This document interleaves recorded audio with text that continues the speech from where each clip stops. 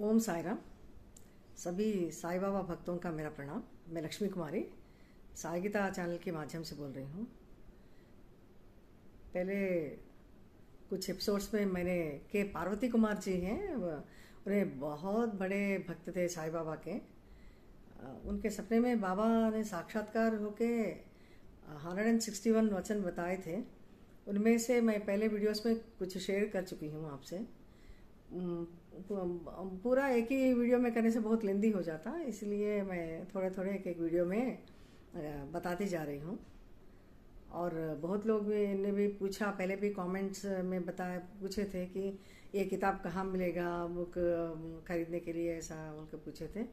Already मैं एक बार साई गीता जी को दे चुकी हूँ, कहाँ से बुक मिलता, सब डिटेल्स।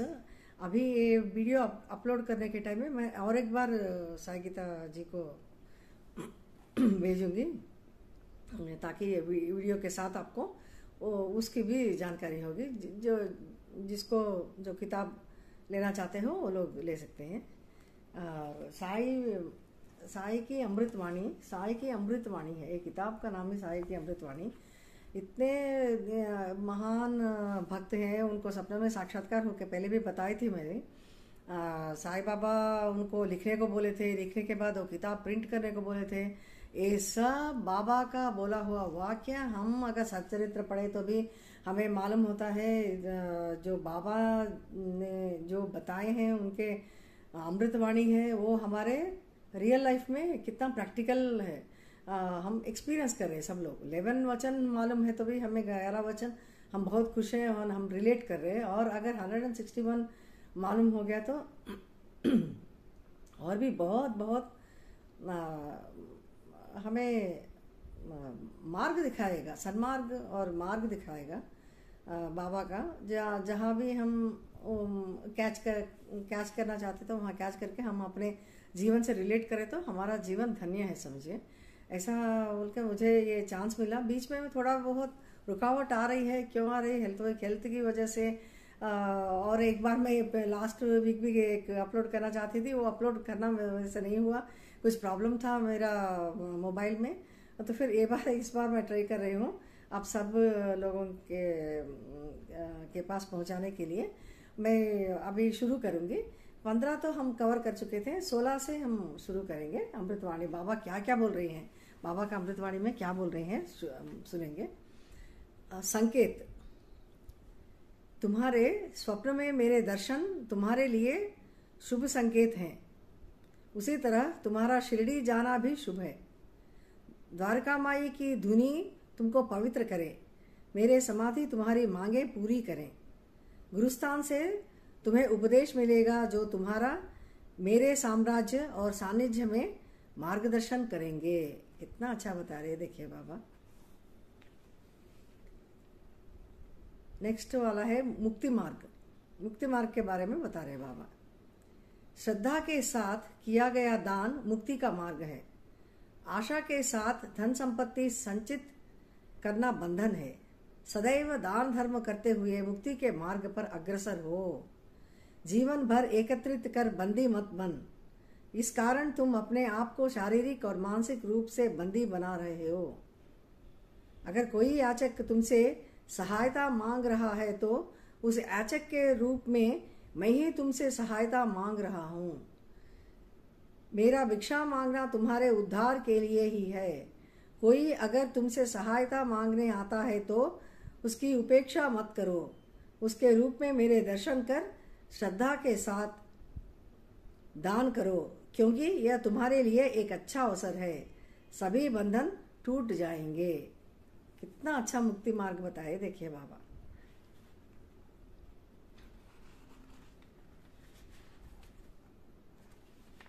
नेक्स्ट वाला है भभूत ऊदी। आत्मज्ञानी ही वैद्य है।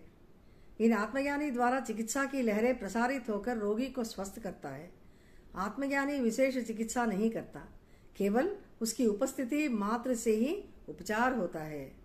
आत्मज्ञानी को मंत्र, तंत्र या औषधियों से कोई मतलब नहीं है।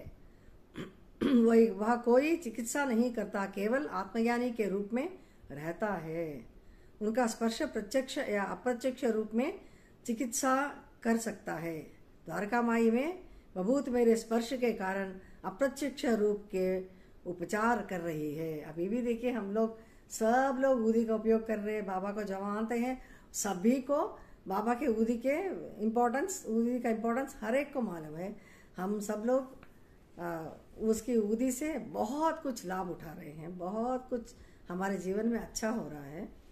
ऊदी के बारे में ऐसा बताए थे बाबा। अभी दोराहा,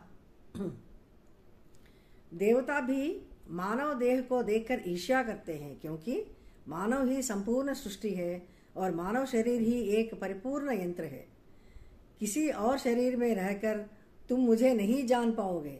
तुम्हारे अंदर के जानवर के जगने से पहले ही तुम जागरूक होकर मेरे बारे में जानने का प्रयत्न करो। बाबा वही बता रहे, तुम्हारे जागने से तुम्हें दो द्वार नजर आएंगे, एक पशु और दूसरा पशुपति तक जाने वाला। किसी भी द्वार में जाने के लिए तुम पूर्ण रूप से स्वतंत्र हो। तुम स्वयं अपने जीवन का निर्णय कर सकते हो। तुम स्वयं अपना उद्धार कर सकते हो या पतन के मार्ग पर भी जा सकते हो। ऐसा बता रहे। दो राह के बारे में बाबा बता रहे, एक है पशु और दूसरा है पशुपति तक जाने वाला मार्ग। हमें चूज करना है कौन सा चाहिए। कितना अच्छा बताइए देखिए बाबा।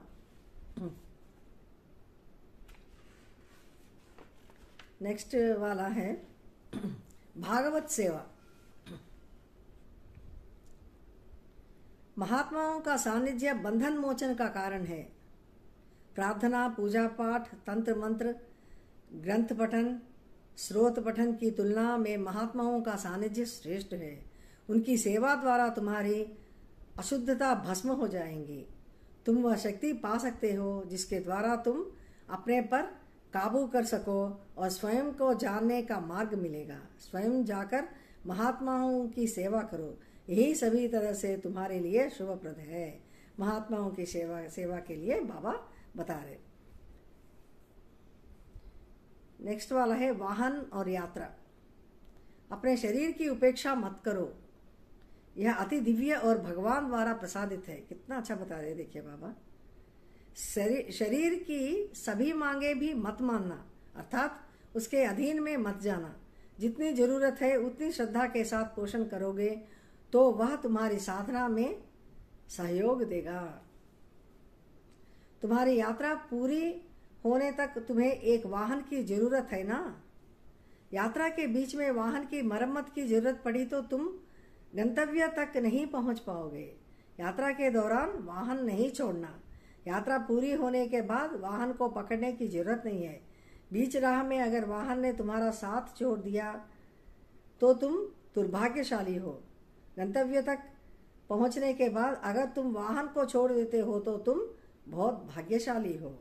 स्वयं को जानने तक तुम अपने शरीर रूपी दिव्य वाहन का ध्यान रखो। ओम साई राम। कितना अच्छा बता रहे देखिए। नेक्स्ट वाला है ऋषि। मेरी प्रज्ञा देश और काल में व्याप्त है।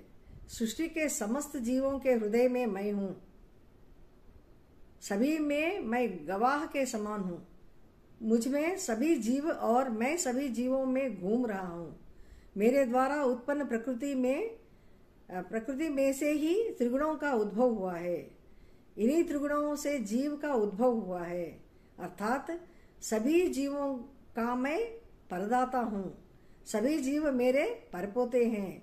परपोते को अपने परदादा तक पहुंचने के लिए 3 परतों को पार करना पड़ता है और वे परतें हैं अहंकार, त्रिगुण और माया।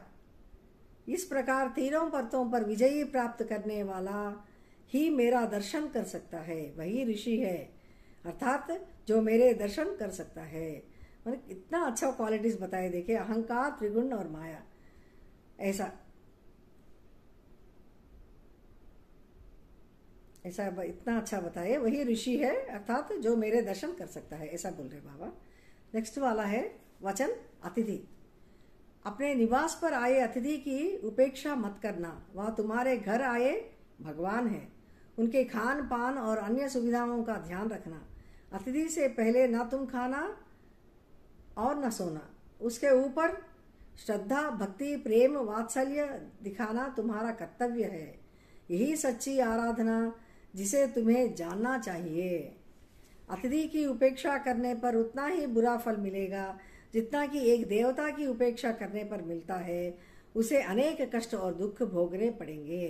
अतिथि के मन को आनंदित करने से तुम्हें साक्षात भगवान का आशीर्वाद प्राप्त होगा। तुम समृद्धि को प्राप्त करोगे।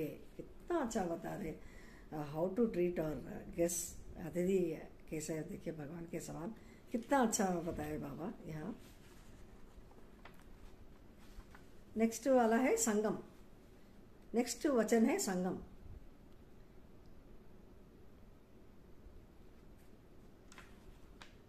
चंचलता के कारण मन सभी विषयों पर घूमता रहता है।